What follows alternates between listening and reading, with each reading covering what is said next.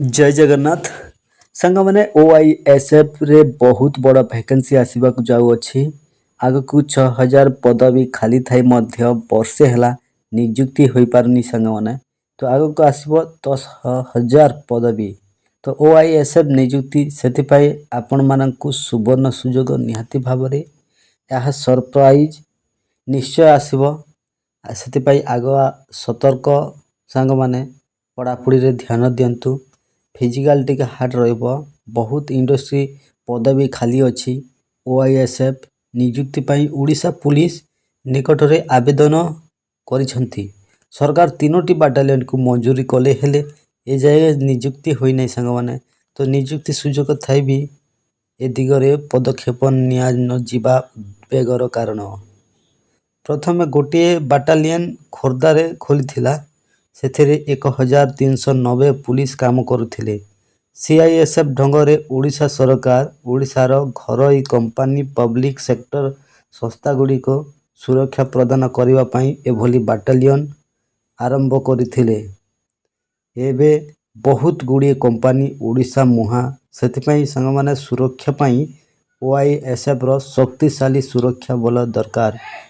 ସେଥିପାଇଁ ଆପଣମାନଙ୍କୁ ଟିକେ ରିଟିନରେ ଟିକେ ଧ୍ୟାନ ଦିଅନ୍ତୁ। ନିହାତି ଭାବରେ OISF ଆସିବାକୁ ଯାଉଅଛି। ବହୁତ ଦିନର ଅପେକ୍ଷା ତ ସଫଳ ହେବାକୁ ଯାଉଅଛି। ତ ବହୁତ ଦିନ ହେଲା OISF ଆସିବ ବୋଲି ବହୁତ ଗୁଡ଼ିଏ ୟୁଟ୍ୟୁବର ଭାଇମାନେ ତ ବହୁତ ଗୁଡ଼ିଏ ଭିଡ଼ିଓ ବି ଅପଲୋଡ଼ କରିଥିଲେ। OISF କାଲି ଆସିବ ଆଜି ଆସିବ, କିନ୍ତୁ ନିହାତି ଭାବରେ ଏଇ ସେପ୍ଟେମ୍ବର ଅକ୍ଟୋବର ମାସରେ ଓଡ଼ିଶା ପୋଲିସ OISF ଏହି ପଦବୀ ଗୁଡ଼ିକ ନିହାତି ଭାବରେ ପୂରଣ ହେବ। କିନ୍ତୁ ଆଗକୁ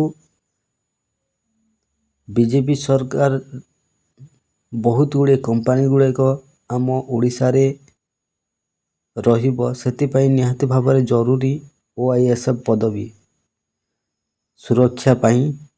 ତ ଇଲେକ୍ସନ ବି ଆସୁଛି ଆଗକୁ। ତ ନିହାତି ଭାବରେ କେତେ ଗୁଡ଼ିଏ ପୋଷ୍ଟ ଯେଉଁଟା ଖାଲି ଅଛି ସେଇଟା ପୂରଣ ନିହାତି ଭାବରେ ହେବ। ତ PEO ତ ଆଉ ଥରେ ଆସୁଛି ଫରେଷ୍ଟ ଗାର୍ଡ଼ 2025-26ର ପୂରଣ ନ ହେଉ ଆଉ ଥରେ ଆସୁଛି।